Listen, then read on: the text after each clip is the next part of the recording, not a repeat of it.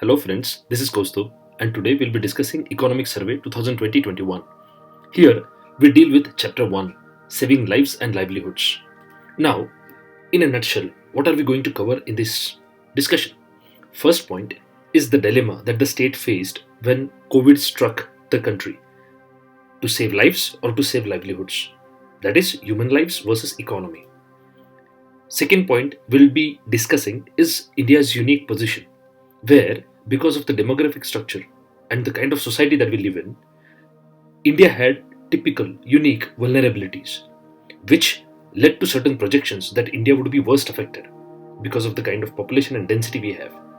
Next, we would be discussing the concept of flattening of the curve, because that is at the root of all the actions that were taken by the government, and government is trying to justify whatever actions were taken on the basis of this concept of flattening of the curve. Next, we'll be looking at real information on what happened because of the lockdown, right? Government or the survey also speaks about V-shaped recovery. And here, the economic survey is trying to link this rapid recovery with the kind of lockdown that was implemented. Lastly, we will be dealing with the point of policy making, that the survey speaks about strategic policy making, the choices that the government made in implementing a stringent lockdown initially, having a long duration of lockdown, staggered opening up of the economy, and the kind of stimulus that was given to the economy in a step-by-step manner. So all these are considered to be strategic policy making by the government, which led to and is supposed to lead to a rapid V-shaped recovery. Now, let us start our discussion. The dilemma first. The dilemma was whether to save lives or livelihoods. Why? Because if you have to save lives, you have to implement a strict lockdown. But if you do that, it would have a strong economic cost. So, whether to think about short-term economic cost, whether to think about saving lives in short term, whether to think about a long-term effect of the measures that you are going to take. So all these weighed heavily on the minds of government. Two options that were present with the government to deal with the pandemic were either mitigation or suppression. What do we mean by this? Mitigation focuses on slowing the epidemic spread by reducing the spread of the epidemic. Now, this may be through measures like early screening, identification of the patients, home quarantine or isolation in hospitals, then giving them the palliative care, treatment, testing, and so on, right? So this was all mitigation. So disaster has struck, and now you try to mitigate the disaster, reduce the damage that the disaster can do. On the other hand, we had suppression. Now, suppression aims to reverse the epidemic growth by reducing the rate of spread, right? This means you just cut off the people from one another such that the chain of transmission is broken. Now, suppression in simple language is lockdown. That is what government went for. Now, there's a huge debate on it. Should we have focused on mitigation more, or the kind of suppression, the lockdown, a long, strict lockdown was necessary? Before taking this judgment, I would like to highlight one point. It is not either or. Both measures were necessary. But one point you cannot miss. If we have to have strong mitigation measures, it needs a very strong public health infrastructure. It needs the populace which is aware. It needs strategic communication from the side of government. If all these are present and people tend to comply, then mitigation can be successful. Otherwise, we would have been staring like a disaster that US is going through. And in our country, it would have been manifold, the damage would have been manifold than what we see in the other countries. So this was the first issue, the dilemma between mitigation and suppression. Now, this dilemma was also because of the fluid, complex, uncertain and dynamic situation that we were in. It is a recession which is, it is in the history of the world, it is the first economic recession that has come because of a health emergency. And understand, the uncertainty in the situation was so high that nobody knew what is the right way to deal with it. What we had in the proximity in the past was Spanish flu. That is long back ago, right? So it was nearly 100 years ago. So in this context, it is very difficult to have a SOP, standard operating procedure, how to go about handling this crisis.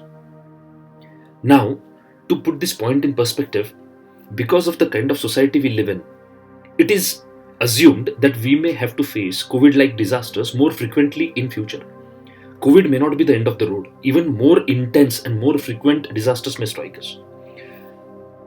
Now, the disasters that we are used to are disasters or events that occur and then we respond to them. How was this, or how is this COVID pandemic different? It is still unfolding. It is dynamic. Every day, the disaster is increasing in magnitude. And this fluidity and complexity of the disaster gives a kind of uncertainty which our systems are not completely prepared to deal with. It is in this scenario that decision making becomes even more uncertain and complex. We can connect the dots looking backward, but in that situation, when there is absolutely no information available, how do you take a decision? But then, not taking a decision is also a decision. The cost of not acting was visible and massive. People were dying every day. So, the government had to take a call. What did it do? So, government decided that it has to solve this trade-off by focusing more on lives and health rather than livelihood and economy. Government used scientific measures that were available, for example, the case fatality rate and the basic reproductive number, that's called the RO. Case fatality rate, it depends on, or it is the fraction of individuals infected who lose their life due to the disease. So, out of the infected people who lose their lives. And this basic reproductive number, RO, it is the expected number of new cases of the disease caused by a single individual. So, if one person is going to infect more than one, it's going to spread like a chain reaction. So, case fatality rate and RO were the parameters which the government decided to use to decide what actions they should take to control the pandemic. Now again, the problem was these numbers, the data was not really clearly available. Even if the data was available, there was a lot of uncertainty regarding the validity of the data. The reason being, most cases of COVID, more than 80 to 90%, were asymptomatic cases. If the cases are asymptomatic, you don't know the real caseload. So if you don't know the real caseload or the number of people infected, how do you calculate the case fatality rate and the R0? It is very difficult. So there was a lot of uncertainty. What did the government do? Before moving on to see the action taken by government, let us see what vulnerabilities India had. First is the network effects. The spread of such pandemics is because of the network effects of population. Because we have a huge population and it is densely packed, the probability of the disaster spreading very fast was very high. The density of the population is also high in India, especially at the bottom of the pyramid. So people living in slums, people in rural areas, people in households, even at occupations, most of them in unregulated informal sector. Plus the level of hygiene, right? The number of elderly population, the state of hygiene in the bottom of the pyramid, all these were problem areas. It was clear that the youth is not much affected. It is the elderly population and people with who are vulnerable or have pre-existing conditions were more severely affected. But then we call India as a country of young people or youthful population. Our demographic structure is youthful. But the point is, in absolute numbers, if you see the number of elderly, it is huge in India. So this was a major challenge in front of our government when they decided to act. And lastly, government does recognize in the survey that our health infrastructure is already overburdened, inadequate and crumbling. So the probability of this health infrastructure contributing to higher damage and fatality rates was very high because of the rapid spread of COVID and the probability that it would overflow or overburden the health infrastructure. Now, let us speak about the flattening of the curve. Now, when you say flattening of the curve, what is the basic concept? Without mitigation, so without any lockdown or without any specific action by government, what would happen? this red one, you will see this would be the curve. But then if you have a lockdown, you can spread the curve, you can flatten the curve. So what we are doing is we are reducing the peak, we are increasing the time taken to reach the peak, and this time is supposed to give you a window to increase the capacity of your healthcare, so that if the cases increase, they don't go beyond this threshold. And what is this threshold? It is the capacity of your healthcare facilities to deal with the patients. If you keep the caseload or the peak below it, the number of cases will not overwhelm your health system or health infrastructure, and the mortality and damage can be controlled. Otherwise, if your health infrastructure is shown by dotted lines and this is the caseload, all this is going to contribute to disproportionate mortality because the health systems would be overburdened. Now, what did the government do? When we speak about flattening the curve represented the projected number which would contract the disease in a given population. Here, government decided that the time taken to reach the peak is crucial and they need to delay the peak. Early and rapid assessment of transmission potential was the crux. So you have to identify the patients rapidly, isolate them, quarantine them, trace their contacts, the 5 T's that is mentioned in the survey. You can go through that. So this is what government tried to do. And then with the help of available evidence, whatever it was, government decided that a lockdown is necessary. And here there are 2 qualities of the lockdown. It has to be early, and second, it has to be intense. So a very strict lockdown. And through various studies, the economic survey tries to convince us that the government was absolutely right in deciding to strike down when the caseload in India did not increase much. So we decided to put a lockdown much earlier in the phase of the disease. And second, the lockdown was intense and strict. So this is something that, according to the economic survey, allowed us to flatten the curve and control the spread of the pandemic. Not only that, it is believed that it is based on the experience from the Spanish flu. So the prior experience with Spanish flu is supposed to have helped us decide that it is better to clamp down early and for a longer duration, intensely. Now the problem is, when we buy this narrative, there are certain questions that should come to your mind. Now, what are these questions? The first point that comes to my mind is the role of communication. All of you must have experienced that during the pandemic, authentic information was not coming by. Even the data government was giving up seemed to be some misreporting, lack of valid data, different types of data sets evolving from different sources. And the social media, it contributed to the spread of this misinformation. And misinformation during pandemic was spreading faster than COVID-19. Here, what I'm trying to get at is that government should have followed a method of communication which was strategic, which was transparent and focused on the relevant information. According to the book In Service of the Republic, Kelkar and Shah, the writers of the book, they mention that government should not give surprises to people. It increases panic, it increases unpredictability. It is very difficult to control the population which is not sure about the intention of government. In this context, I say that government should have communicated and given time to people to act. We saw what happened to the migrants. But then, if government says that it was necessary to strike early, the second point that comes to my mind is, why did we have such a long duration pandemic lockdown which was announced as a surprise? Because it induced panic buying, led to inflation, holding, profiteering by the grocery stores, and it worsened the fate of the migrants who were locked in the urban areas. They were not unable to go back home. If you had to give surprise, you could have kept the initial phase of the lockdown shorter. So people would not worry if you say 7 days ka lockdown hai, and after 7 days we'll be opening up at least for small duration so that you can buy what you want or you can take care of your daily needs. Directly giving a lockdown of a month or more without giving time for preparation resulted into panic buying and locked the migrants in the urban areas with negative consequences. The basic logic of lockdown, now this is very interesting point. The third thing that comes to my mind, what was the basic logic of lockdown?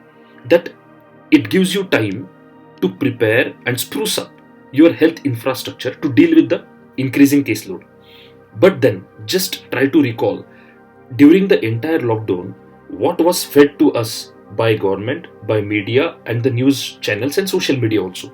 We were told how many cases are increasing, how many people are dying, what is the recovery rate, and so on. All this sensationalism was going on.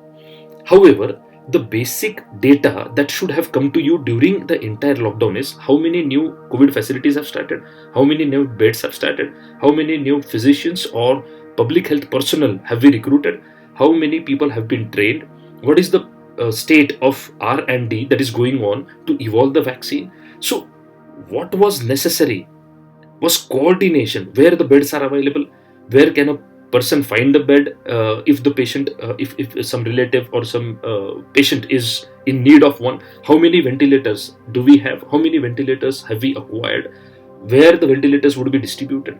So this tackling of the pandemic and the response to it should have been the focus during the lockdown of the narrative from the government side. However, the narrative was completely in terms of number of disease patients, number of deaths and the number of the recovery rate, which actually did not make much sense at that time. Next is a broader issue. The fourth question in my mind is about centralization or decentralization. Health is a state subject. We understand that it was not just a national, it was a global emergency situation. So central government would take the responsibility and act. It would be expected to do so. Absolutely. However, to have such a long duration and stringent lockdown without giving the states an actual opportunity to tailor the approach to the context led to a lot of hardships which could have been prevented. Now, for example, the number of cases and the threat that was posed in Mumbai or Pune or Delhi would have been totally different than in a state called, say, Manipur or even Arunachal Pradesh, Jharkhand, or for that matter, Bihar. So every state or geographical region of India has a different context, different population density, different problems and different strengths and weaknesses. So though we could have had a central policy which could say a lockdown, some leeway should have been given to states and just think about it. Though the problem is global, the basic solution to it was community led and individual level, that you have to keep a distance of 6 meters or 3 feet. You had to keep a distance of you have to use masks, you have to use sanitizers, you have to wash hands regularly. You should not allow people from outside to come in contact so easily. So here it is like community approach was needed, right, which would bring about change in behavior. It should have been a combination of both centralization and decentralization. But what we saw is a classic centralized state, unitary state, right, which took a decision and whole country came to a standstill without appreciating the diversity of context that is available in a country called India. Now, the survey also speaks about V-shaped recovery. It bases the analysis on the basis of analysis of the counterfactual. So what did not happen? So if we did not put a lockdown, what would happen? So they analyzed such scenarios, and through various graphs, the survey tries to convince us that India would have had a lot many cases, lot many deaths if the lockdown would not have been implemented. This is a wonderful strategy, and this is good that you, during taking a decision, you think about the counterfactuals and then take a call. The success of India in comparison with others is indisputable today, for reasons totally unexplained yet. Countries like America, countries in the European Union, and we've seen all these countries are suffering because of huge number of patients, though they have better hygiene, better sanitation, better facilities, better public health infrastructure, right? A more aware populace, educated populace. Still, the caseload is very high there. And for some unexplained reasons, we see that despite the crumbling public health infrastructure, despite lack of awareness, despite the population and its density, despite the lack of sanitation and hygiene, a developing country like India, which was supposed to have the largest caseload, somehow has managed to limit the spread of the disease and the number of deaths. Now, there are many theories which come to explain this, but none of it has been completely validated yet. But it is also said that we have antibodies, we have been exposed to so many bacteria, germs, their proteins, that the COVID could not do much damage as opposed to the developed country population, which does not have so much antibodies, right? And their immune systems are not so programmed to deal with such uncertain situation that COVID brought them in. So unexpected guests called COVID in their bodies. So still the jury is out, and we'll have to wait for some more time before we get authentic response as to why India could do better than most other countries in controlling the pandemic despite having odds stacked against it. Here the survey also speaks about intra-country differences. It tries to compare Maharashtra with UP and Bihar. It tries to compare Kerala and Maharashtra. So we know UP, Bihar, though it has a lot of poverty, density, population, lack of sanitation and hygiene, it was expected that UP and Bihar may have huge problem. Kerala had number of cases because it is externally very much connected to the Gulf countries and elsewhere. But the death rate in Kerala is very nicely controlled. It was less. On the other hand, Maharashtra we saw is a failure in number of cases as well as deaths. It's leading, right? Nearly India is 1/3, where in Maharashtra. So and especially that to Mumbai. So this is what the survey says. But then, keeping the politics aside, that the survey says UP, Bihar handled it better than Maharashtra. So one cannot read too much politics into it. But the point is, Maharashtra is not Mumbai. We need to understand that. So if you separate, not politically, otherwise that would be usually controversial, I realize, in terms of our consideration of COVID cases, if you keep Mumbai aside and look at the rest of Maharashtra, I believe that the performance would not be much different than the other states of the country. It is Mumbai, and we have to understand that UP, Bihar cannot be compared to Mumbai because Mumbai is the kind of connectedness Mumbai has with the international travelers. The density of population, more than 45 to 50% Mumbai living in slums, and then the local trains and all these factors may have contributed, plus lack of appropriate policy and governance undoubtedly did play its role in contributing the damage that Mumbai and Maharashtra suffered. Apart from that, survey tries to link the stringent and early lockdown with early and strong recovery that the economy is facing. And with various studies, survey tries to tell us that the cities, the states, and the countries globally, it has been shown that those who implement the lockdown early and in a stringent manner experience economic recovery which is early and strong. And that is the basis of the V-shaped recovery that survey tries to project. So, all in all, the government decided to take a call of experiencing or going through a short-term pain for a long-term gain for the entire country. Now, this survey calls it as a strategic policy making. So it is a strategic call, and it was based on certain studies like Hansen and Sargent 2001, who says that when a government is faced with worst case scenario uncertainty, right, in decision making, the government needs to imagine the worst case scenario and take a decision to minimize the losses. So it's a strategy wholly and solely focused on minimizing the losses, and that is what government did. A strict lockdown of a long duration, right? Second, the impact of lockdown on sectors. You know that Indian economy, more than 50-55% of the GDP comes from services, but say 40-45% employment is in agriculture, right? And manufacturing lies in between these two, right? So impact of lockdown and impact of this pandemic has been different on different sectors. So agriculture did very well, relatively or comparatively, because then that was something that was not affected. Rather, there was a huge demand for agricultural goods. Industry initially during the lockdown was shut down, but it was first to start, but it also suffered because of lack of supplies, disruption in the supply chain, lack of demand in the market, and the displacement of labor that had occurred because of the lockdown. And lastly, services, which involve especially person-to-person, face-to-face communication or contact. What we saw is the service sector, which was the mainstay of Indian economy, was very badly affected, and our services in IT and all, though they continued functioning, say work from home and all, because of the state of affairs of economy globally also, there is a slump that we are experiencing. So different sectors faced different fate during the lockdown. The timing of intervention matters. The survey says that government could have pushed in, or that's called pump priming, right? Quantitativism, pump a lot of money into the economy in the early times also. But this could have resulted into underheating of the economy, because we need to understand that when we speak about uh, putting money into the economy, right, pushing liquidity into economy, what COVID and pandemic had done, they had disrupted not only demand, they had disrupted supply also.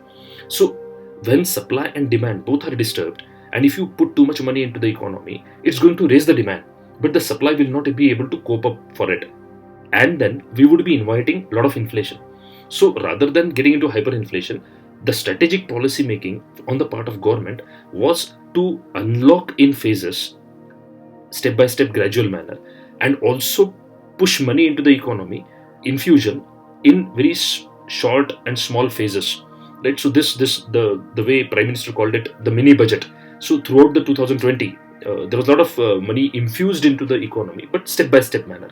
So that was to allow the economy to develop, the supply chains, get it back on track, so that the supply could handle the increasing demand. Otherwise, we would be pushing inflation. And lastly, this is the most interesting point here. The survey speaks about structural reforms. There's a lot of sectors, and there's a nice table given in economic survey which gives different sectors, different schemes, and what measures, reforms have been brought by the government in this last 1.5 years. Now, this is true that any crisis presents a window for reforms. Just take the example of 1990, 1991, when India had this balance of payment crisis, and then we had to knock on the doors of IMF, and then suddenly we reformed and liberalized, right? So these reforms can be pushed when there is crisis. There is no doubt about it. But then always it doesn't give a positive response. It depends on what? It depends on your preparedness. So the reform proposals should have been worked out much before the crisis strikes you, right? So 1991, we could successfully liberalize our economy because the various proposals for reform were present and debated and discussed much before the crisis struck. So just when the crisis strikes, you can't think about what reforms you want to bring. Otherwise, this haphazard manner of introduction of reforms can lead to more opposition and problems if they are not well thought out. Second, it also depends on pressure groups. Many a times, the reforms that are brought up are those which have strong pressure groups who lobby for them. Otherwise, there are many reforms that need to be done. Now, for example, just think about COVID. The most important reform that should be done is in public health infrastructure of India. But the people who get services from government hospitals or public health infrastructure, especially at the grassroots, they are not people who could come together. They are not the people who are organized.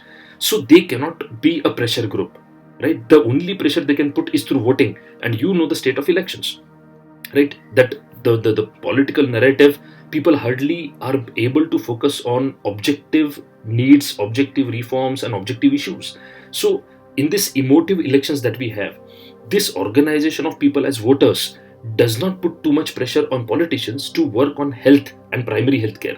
So even during this window of opportunity that the crisis has brought out, mostly those reforms get pushed which have pressure groups backing them, which have already worked upon proposals. And that is why you see, just look at the farm bills, right? We are not discussing the farm bills in detail, but if contract farming we are looking at, this is something, or even the privatization which was announced in the budget recently, this is something that has been demanded by the corporate groups for long.